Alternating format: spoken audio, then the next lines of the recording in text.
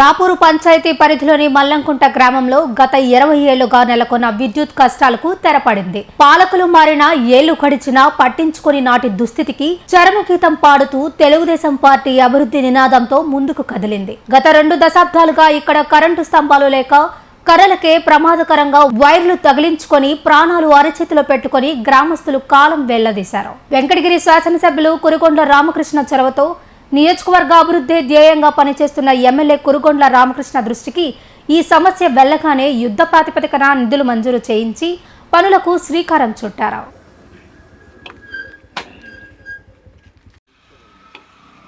రాపూరు పంచాయతీ పరిధిలోని మల్లంకుంట గ్రామంలో గత 20 ఏళ్లుగా నెలకొన్న విద్యుత్ కష్టాలకు తెరపడింది. పాలకులు మారినా ఏళ్లు గడిచినా పట్టించుకుని నాటి దుస్థితికి చరమగీతం పాడుతూ తెలుగుదేశం పార్టీ అభివృద్ధి నినాదంతో ముందుకు కదిలింది. గత 2 దశాబ్దాలుగా ఇక్కడ కరెంటు స్తంభాలు లేక కర్రలకే ప్రమాదకరంగా వైర్లు తగిలించుకొని ప్రాణాలు అరచేతిలో పెట్టుకుని గ్రామస్తులు కాలం వెళ్లదీశారు. వెంకటగిరి శాసనసభ్యులు కురుగొండ్ల రామకృష్ణ చొరవతో నియోజకవర్గ అభివృద్ధి ధ్యేయంగా పనిచేస్తున్న ఎమ్మెల్యే కురుగొండ్ల రామకృష్ణ దృష్టికి ఈ సమస్య వెళ్లగానే యుద్ధ ప్రాతిపదికన నిధులు మంజూరు చేయించి పనులకు శ్రీకారం చుట్టారు.